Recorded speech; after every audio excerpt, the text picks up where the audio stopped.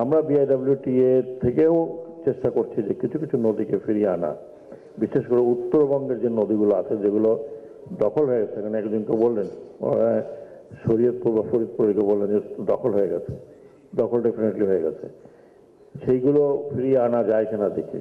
কিছু কিছু নদী আছে যেগুলো আমি বললাম যে পুনর্খননের প্রয়োজন আছে, যেগুলো যদি বাঁচিয়ে রাখতে চাই। আদারওয়াইজ এগুলো দখল হয়ে গেছে, এগুলো ভরাট হয়ে গেছে, এগুলো কেউ বাড়ি তুলেছে, কেউ জমাট। সবচেয়ে দুঃখজনক হলো, আমি কয়েকদিন আগে বরিশালে গিয়েছিলাম বিআইডব্লিউটি এর যে কাজ হচ্ছে ওয়ার্ল্ড ব্যাংক, এটা দেখতে। ওটা আমার শহর, আমার চোখের সামনে চর পড়তে পড়তে পড়তে পড়তে মানে চর পড়তে মানে আর্টিফিশিয়ালি চর পড়ানো হয়েছে, হতে হতে দখল করতে করতে এখন সেখানে 3 তলা 4 তলা দালান হয়ে গেছে।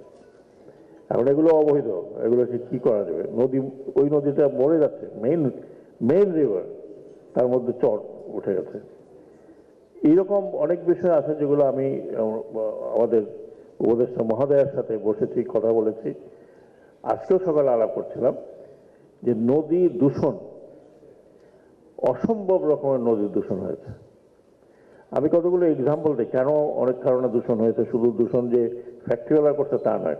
ওই বুড়িগঙ্গা নদীর ভিতরে যে আপনাদের কত বছরের পুরানো ড্রেজার পড়ে আছে, শত শত ড্রেজার নদীর ভিতরে পড়ে আছে, এগুলোকে স্পট নিলাম করে সরিয়ে ফেলেন, কারণ নদী দূষণ হচ্ছে। প্লাস ওখানে পলিমাটি পড়তে পড়তে ওখানে চর হয়ে যাবে, এবং এই চর হলে এই নদীর নেভিগেবল মেইন রিভার, যেখানে আমরা নেভিগেশনের উপর ডিপেন্ডেন্ট, সেটা নষ্ট হবে। তবে আশা করি সচিব মহোদয় নোট করেছেন, হয়তো ব্যুরোক্রেটিক কারণে সময় লাগবে, কিন্তু আমিও একটু ধৈর্য কম আমার। আমি ব্যুরোক্রেটিকটা কাট করে কোনো রকম এগুলো বের করা যায় নাকি আপনি দেখেন। আপনি বিক্রি করেন, আগে উঠিয়ে ফেলেন।